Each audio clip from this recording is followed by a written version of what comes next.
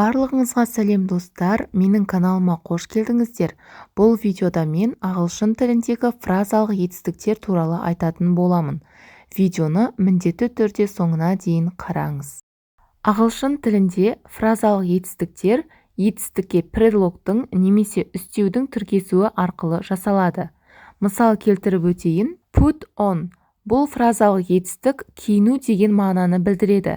Яғни бұл жерден байқайтынымыз етістікке предлог немесе үстеу тіркессе, ол мүлдем басқа мағынаны білдіреді.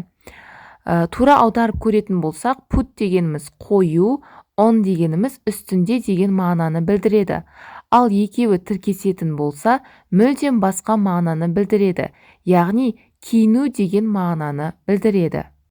Алайда кейбір фразалық етістіктер тура мағынасында қолданыла береді. Мысалы, sit down, отыру деген мағынаны білдіреді. Sit деген сөз отыру деген мағынаны білдіреді, және down деген сөз төмен деген мағынаны білдіреді. Екеуі тіркесетін болса, еш өзгеріссіз отыру деген мағынада қолданыла береді. Сондықтан да ағылшын тіліндегі фразалық етістіктерді міндетті түрде жаттап алуымыз керек.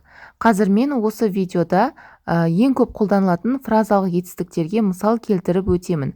Міндетті түрде видеоны соңына дейін қарап көріңіз. Бірінші фразалық етістік go on. Go дегеніміз бару, on дегеніміз үстінде деген мағынаны білдіреді. Ал осы екі сөз тіркесетін болса, жалғастыру деген мағынаны білдіреді. Мысалы, she went on to explain the task. Ол тапсырманы түсіндіруін жалғастырды деп аударылады. Келесі фразалық етістік put off. Кейінге қалдыру деген мағынаны білдіреді. Мысалы, we put the meeting off. Біз кездесуді кейінге қалдырдық деген мағынаны білдіреді. Келесі фразалық етістік turn down. Негізінен turn дегеніміз бұрылу деген мағынаны білдіреді. Ал егерде бұл сөзге down деген предлог тіркесетін болса, бас тарту деген мағынаны білдіріп кетеді.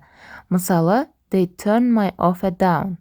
Бұл сөйлем олар менің ұсынысымнан бас тартты деп аударылады. Келесі фразалық етістік look after. Look дегеніміз қарау, after дегеніміз кейін деген мағынаны білдіреді. Ал егерде осы екі сөз тіркесетін болса, қамқор болу деген мағынаны білдіреді. Мысалы, who is looking after the baby? Балаға кім қамқор болып жатыр деген мағынаны білдіреді. Келесі фразалық етістік break down. Жұмыс істеуін тоқтату деген мағынаны білдіреді. Сонымен қатар сынып қалу, бұзылу, істен шығу деген мағыналарды да білдіреді. Мысалы, he was late because his car broke down.